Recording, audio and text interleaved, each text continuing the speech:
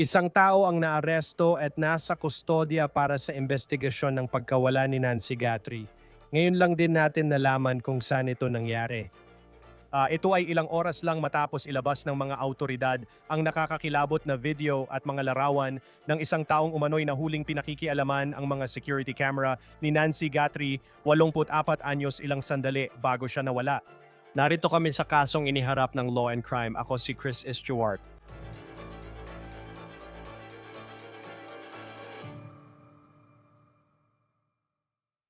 Sige, himayin natin ang mga naririnig ngayon. Abala ang Martes ng gabi, ipapakita ko sa inyo ang pahayag na ito. Kakalabas lang nito mula sa sheriff ng Pima County, kinukumpirma na may isang tao nang naaresto kaugnay ng pagkawala ni Nancy Guthrie. Ang alam natin sa ngayon mula sa mga autoridad ay naaresto ang taong ito matapos ang isang traffic stop sa timog ng Tucson.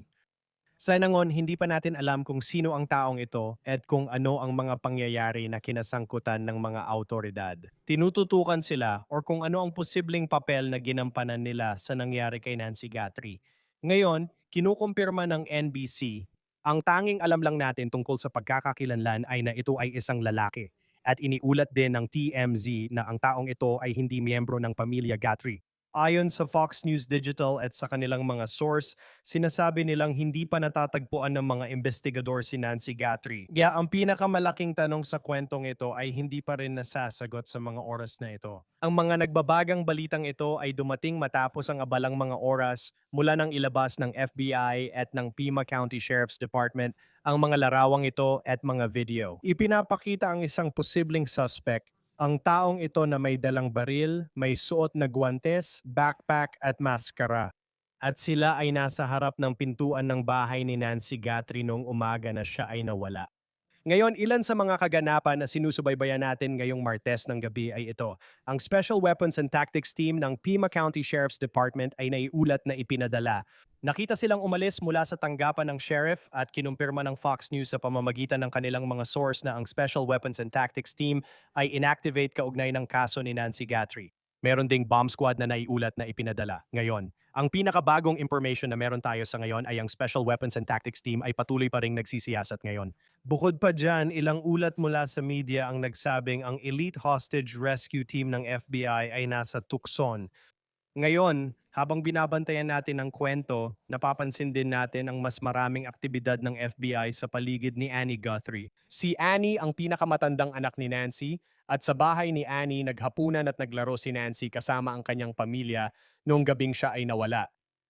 Ayon sa sheriff, isang miyembro ng pamilya pero hindi alam kung sino. Walang ibinigay na dagdag detalye pero isang kamag-anak ang naghatid kay Nancy pauwi sa kanyang bahay bandang 45 kung saan siya mag-isa nakatira. And doon ayon sa mga pulis, nakita mo ang taong ito pagkatapos ng alauna ng madaling araw na posibleng lumitaw sa harap ng kanyang pintuan. Bagkat inistorbo ang camera at tinanggal ito. At iyon ang nagdala sa kung ano ang nakita natin ngayon kasama ang mga larawang inilabas ng mga pulis ngayon. Ngayong gabi, nakita ang FBI na kinakausap ang mga kapitbahay ni Annie Guthrie at umiikot sa kanilang lugar, baka natatandaan mo. Noong weekend, hinalughog ng Pima County Sheriff ang bahay ni Annie para sa voluntaryong paghahanap ayon sa NBC. Ngayon, may naririnig tayong mga aktibidad ngayong gabi at malaking kaganapan ito. May aktibidad sa Bitcoin account na konektado sa di umano'y ransom note na ipinadala sa media outlet tulad ng TMZ. Sabi ng TMZ nakita nila ang aktibidad sa Bitcoin account. Ngayon, mahigit 24 na oras na ang lumipas mula sa iniulat na deadline, ang pangalawang deadline na binanggit sa di umano'y ransom note na noong una ay sinabi ng pamilya Guthrie na handa silang bayaran. Lumipas ang 7:00 ng gabi nung Lunes na walang aktibidad, ngunit ngayong gabi ay naiulat na may nangyari. And ang KGUN Television is sa mga local na istasyon ng television na nakatanggap ng isa sa mga unang ransom note nung nakaraang linggo ay nagsabi na $100 ang inilagay sa Bitcoin account na iyon. Tiyak na mas maliit ang halagang iyon kaysa sa $6 na na ransom na iniulat ng Kigon na nasa unang ransom note at hindi rin malinaw kung paano napunta ron ang pera. Sino ang naglagay nito? May kinalaman ba ito sa kaso ni Nancy Guthrie? Hindi rin malinaw sa ngayon kung may kaugnayan ang mga ransom note na yon sa taong nakikita natin sa mga larawan sa harap ng bahay ni Nancy Guthrie. Totoo nga ba ang ransom note na yon? Hindi pa rin kinukumpirma ng autoridad. Samahan nyo kami para talakayin ang pinakabagong kaganapan, nawawalang tao. Pribadong investigador Steve Fisher, magandang makita kang muli. Salamat sa biglaang pagpayag ngayong Martes ng gabi. Habang nire-record natin, ano masasabi mo? Alam mo na, mahirap sabihin ngayon dahil hindi pa natin alam kung sino ang na-detain. Nasa timog sila ng tukson na interesante at medyo malayo ang biyahe, hindi ba? Hindi natin alam kung saan sila na-detain pero interesante na may lumabas na litrato. At pagkatapos ng ilang oras, marami nang nangyari, kabilang na ang paglabas ng Special Weapons and Tactics Team at ngayon naririnig natin na may na-detain na tao. Oo. At gaya ng sinabi mo, kakaganap lang nito, ilang minuto pa lang ang nakalipas. Kahit na maaaring tumagal bago ito ma-upload. Kaya hindi natin alam lang natin na may na-detain. Pero hindi natin alam kung sino sila. Bukod pa rito, sa timog ng tukson ito nangyari. Iyon ay interesante. Pero sa kung anong paraan, napansin nila ang taong iyon at mukhang naghahanap sila ng sasakyan o ng tao. Nakita natin ang aktibidad na yon na kumakatok sa bawat bahay. Nakita natin ang mga Bearcat Special Weapons and Tactics na sasakyan na lumabas. Kaya siguro, baka may nakuha lang silang matibay na tip. Siguro may nagsabi ng impormasyon at baka medyo kamukha ng tao sa video na milagrosong nakuha. Ibig kong sabihin, milagro yon. Ang galing, malaki to. Alam mo yon. Kaya kahit papaano, alam na natin. Alam mo, may armadong tao na sangkot dito.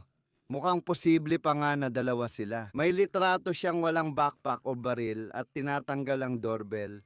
Kaya di ko alam paano magiging isang tao lang yon. Pero hindi.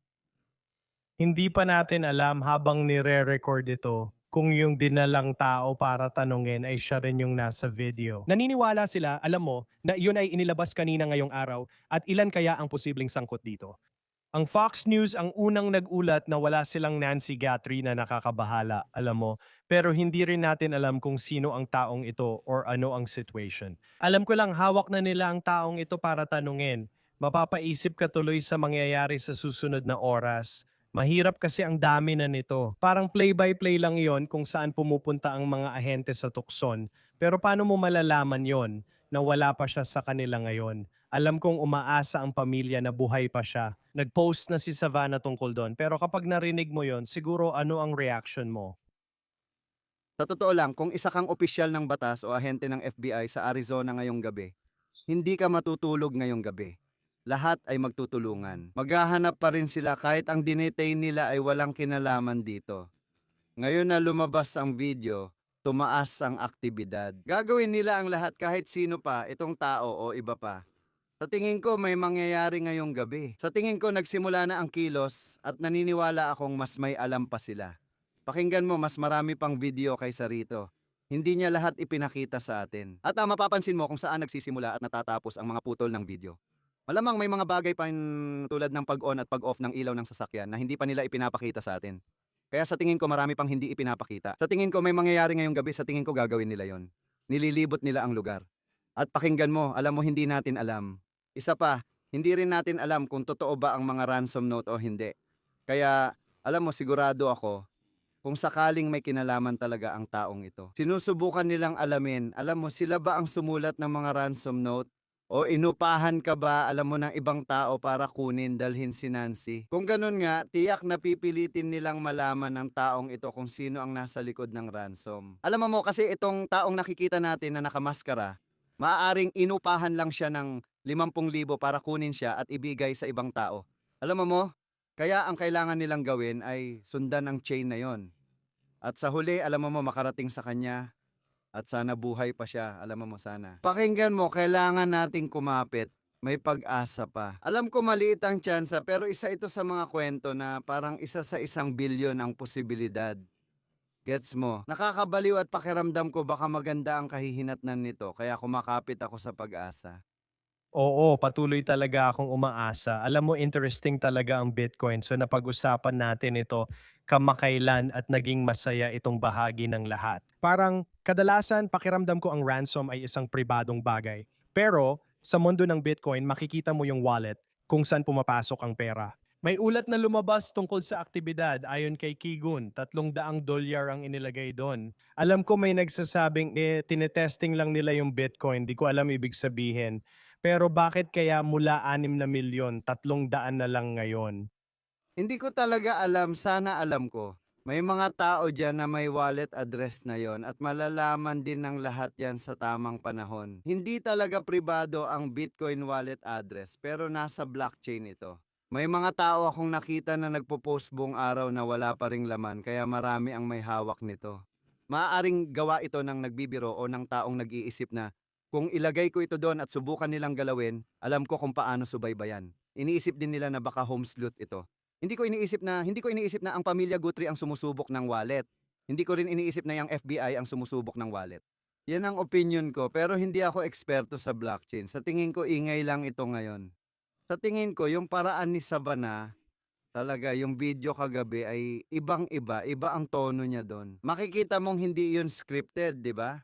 Nakiusap talaga siya para sa tulong ng publiko. At para sa akin, parang nagdesisyon na sila na hindi nila babayaran yon. At malamang ay dahil may iba pa silang gustong patunayan tungkol doon. Malamang hindi talaga totoo ang hinihingi kasi parang nung araw bago yon, sinabi nilang babayaran nila. May nagbago doon. Meron nga at sa tingin ko rin makikita mo kung gaano kabilis nagbago mula sa pagmamakaawa sa kidnapper hanggang kay Savannah sa kanyang Instagram. Pati ang tono at tapang niya, alam mo, parang yun si Savannah Guthrie, kami sa Today Show na kinakausap ang publiko. At mag-isa lang siya. Oh, bahalag. Alam mo, Oh, hindi ko sinasabi na dahil kamag-anak o iba pa. Sa tingin ko ganun lang siya. Alam mo lahat ng tao sa pamilyang yon ay malamang ginagawa lang ang kailangan nila. Malamang marami na silang natanggap na impormasyon mula sa FBI at sa tanggapan ng sheriff at mga kaibigan. Pakinggan mo, alam natin na tumawag siya sa mga senador dahil may access siya. Malamang sobra na ang impormasyon niya kaya parang sige, ako na lang ang gagawa. Gagawin ko ang sa tingin kong kailangan para sa nanay ko. Sa tingin ko ganun ang nangyari kahapon. Siguro iniisip niya na kailangan ko ng tulong kahit sikat ako. Marami akong pera, iniisip ng lahat na parang kaya kong ibenta. Kailangan ko ng tulong ng publiko, kailangan ko ng tulong ng lahat. At parang talagang totoo. Pero hindi siya mukhang talunan gaya ng dati. Kaya parang may alam siyang impormasyon na may pag-asa pa. Ngayon, kailangan talaga nating magmadali. oo, at isipin mo rin tulad ng mga larawang lumabas sa mga imahe. At alam mo, nakakatakot talaga, 'di ba? Parang nung una mong makita ang tao na naka-ski mask, doon mo maiisip na ito na yung halimaw na pinaghihinalaan natin nitong mga araw. May bahagi sa akin na, gaya ng sabi ng iba, dahil sa paniniwala natin walang naiwan na DNA or ebidensya. Parang professional talaga siya, alam niya ginagawa niya. Pero kapag pinanood mo sila sa may pintuan, parang hindi man lang nila naisip na may ring doorbell. O kilala rin bilang Nest, pero parang hindi nila naisip na may Nest camera doon. Parang hindi sila ganun kahanda gaya ng inaakala ko nung una ko itong napanood. Wala pa nga siyang gamit para tanggalin ng Nest Cam. Nagsimula siyang maghanap-hanap, tapos kinuha niya ang isang halaman para takpan ito. Pero may dala siyang mukhang punong-puno na backpack. Sigurado akong lalaki siya.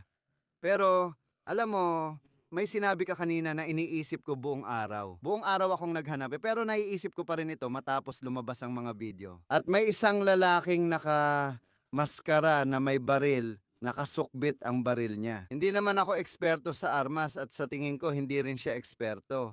Karaniwan lang ang foam na holster na gamit niya. Hindi ito taktikal, ibang usapan na yon. Pero alam mo, iniisip ko yung taong papasok sa pinto kahit harap o likod na pinto pa yan at makita niya yung 84 anyos na babae. Ako yung tipo ng tao na dumaan sa maraming taktikal na pagsasanay at kaya kong ipagtanggol ang sarili ko. Pero matatakot pa rin ako kung may biglang pumasok sa pinto ko habang nasa kama ako. At hindi ko talaga maisip kung ano na ang nakita at pinagdaanan niya. At sana buhay pa siya. Pero ang ibig kong sabihin, parang sisirain nun ang buhay ng kahit sino habang buhay. Yung imahe na may sumisira ng pinto mo sa dilim, nakamaskara, may baril, malamang sumisigaw at hinahawakan ka. Ako lang, parang ay ako. Ramdam ko yung nararamdaman ng babaeng yon at ng pamilya niya at hindi ko maisip, hindi talaga. At alam mo yon yung isa pang bahagi, parang tinitingnan mo yung suspect, tapos may isip mo, alam mo yon sa una parang wow, ayos at handa sila, pati ski mask, alam mo na. Yung suot nila ay masyadong lantad. Kita mo na may balbas, alam mo yon, at maiisip mo, ngayon, pagkatapos ng pandemya, halos lahat may takip sa bibig or kung ano man, pero sila parang ganun lang. At makikita natin, kung mahuli nila yung tao at siya yung na-detain nun, hindi pa natin alam habang nire-record to. Parang ginugel lang nila itsura ng magnanakaw ng bahay. Oo. Alam mo yon, hindi ko binabalewala pero halatang-halata yung mukha niya sa maskara, na zoom in ng internet yung mga mata at bibig kaya ang dami mong makikita, mukhang hindi nila alam na may camera sa pintuan niya. Oo, at alam mo yon, pera. Naglabas si Patel ng mas mahaba-habang clip kung saan makikita mong parang pumapasok siya at mukhang galing siya sa kanang bahagi ng driveway. Kung nakatingin ka sa harap ng pinto, napaka-relax lang niya. Parang alam mo yon, parang wala lang, hindi siya gumagalaw na parang may layunin. Sige, unang hakbang, takpan ng pinto, basagin, tanggalin, pilitin, gawin ito at makinig. Mukhang bakal ang harap na pinto, kaya tingin ko hindi sila doon pumasok. Sa palagay ko narinig natin na bukas ang likod na pinto, malalaman din natin sa huli. Siguradong hindi sila dumaan sa harap maliban kung siya ang nagbukas na di natin alam. Pero alam mo, sila yung nakikinig, hindi man professional, pwede pa rin silang magkaibang bagay. Yung taong humihingi ng Bitcoin at yung maaaring may hawak sa kanya ay maaaring magkaibang tao. Maaaring inupahan lang ito. Alam mo yon, parang sila lang yung mga tauhan. Parang, oh, eto ang 50,000, kunin mo siya. O makakakuha ka ng 50,000 kapag nakuha mo siya at dinala mo siya sa akin. Mas professional yon dahil kung pumalpak sila, sila ang mananagot, hindi gaya ng isa pa. Kaya posibleng dalawa ang grupong kaharap natin. O baka naman yung Bitcoin na yan ay isang malaking panloloko lang. Maganda ang pagkakagawa. Kaya marami sa atin ang naloko, pati na rin ako.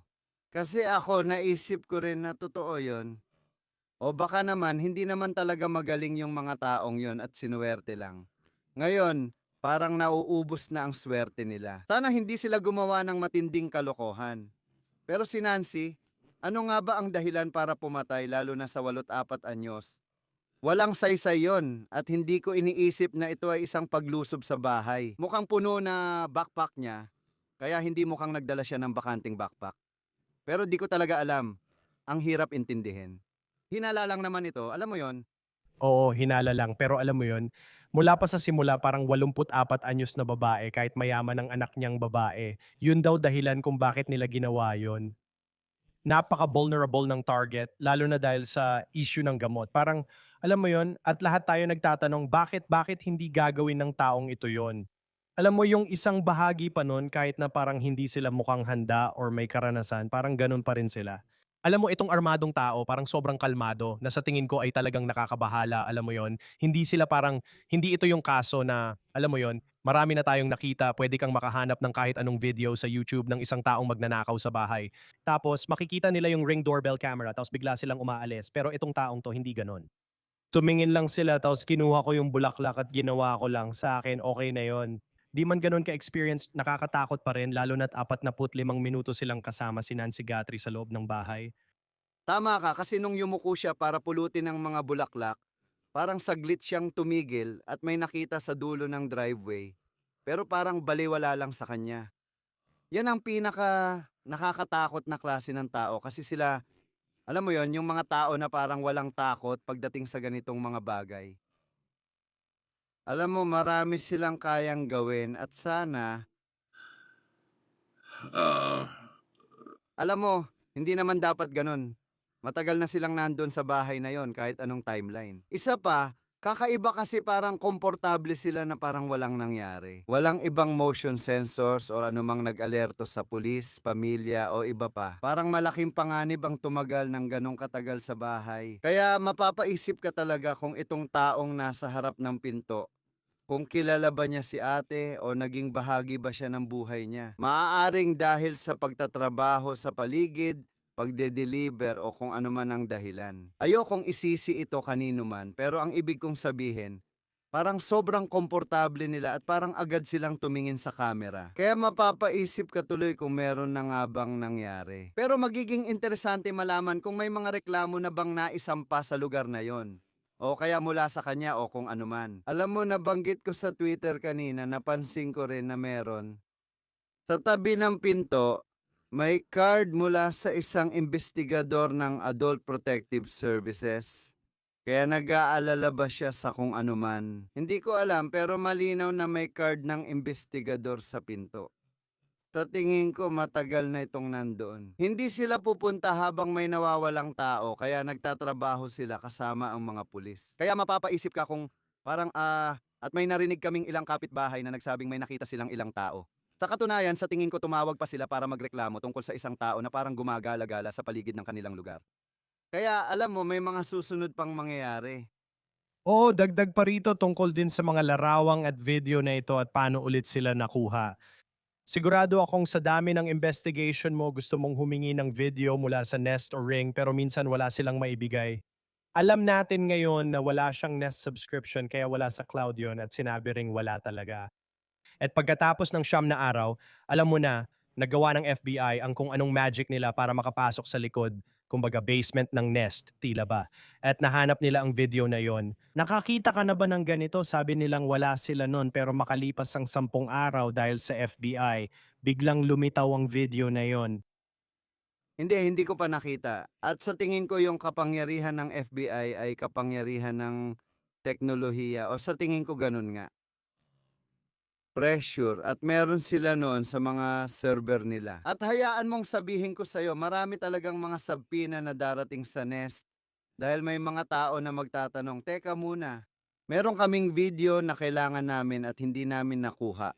Hindi pa nare-resolba ang krimeng ito. O, ang kamag-anak ko ganito at ganyan at talagang meron kayo pero sinabi ninyong wala dahil wala itong subscription.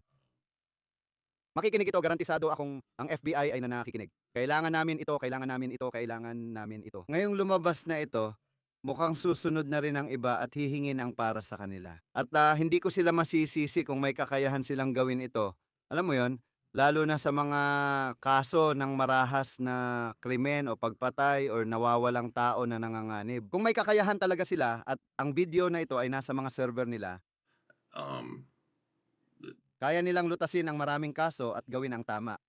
Oo, at makikita natin na, alam mo, magiging interesante ang bahaging iyon, syempre. Sa kasong ito, ibig kong sabihin, isang malaking butas ang nakatulong para maresolba ang investigation. Mukhang ganun nga. Malalaman natin ang mangyayari sa taong nakakulong ngayon. Marami pa ring hindi nasasagot na tanong at mga nawawalang tao. Maraming salamat, pribadong investigador Steve Fisher, sa pagsama ngayong Martes ng gabi habang umuusad ang balita.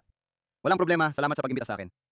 Ulitin ko lang, sa oras ng pagre-record na ito, nalaman namin na may isang tao na na-detain at kasalukuyang nasa kustodya kaugnay ng pagkawala ni Nancy Guthrie. At ang taong iyon ay na-detain matapos ang isang traffic stop sa timog ng Tucson ayon sa Pima County Sheriff's Department.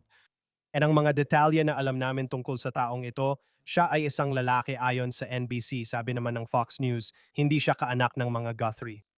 Hindi pa malinaw kung sila nga ang taong iyon. Makikita sa mga video ng autoridad ngayong araw na ayon sa Fox News, nawawala pa rin si Nancy Guthrie sa ngayon. Patuloy naming babantayan ang kwentong ito at ihahatid ang bagong detalye kapag may lumabas. Yan muna para sa episode ng On the Case mula Law and Crime. Manatili sa YouTube, mapapanood din kami sa Spotify at live stream sa Peacock. Ako si Chris Stewart, hanggang sa susunod.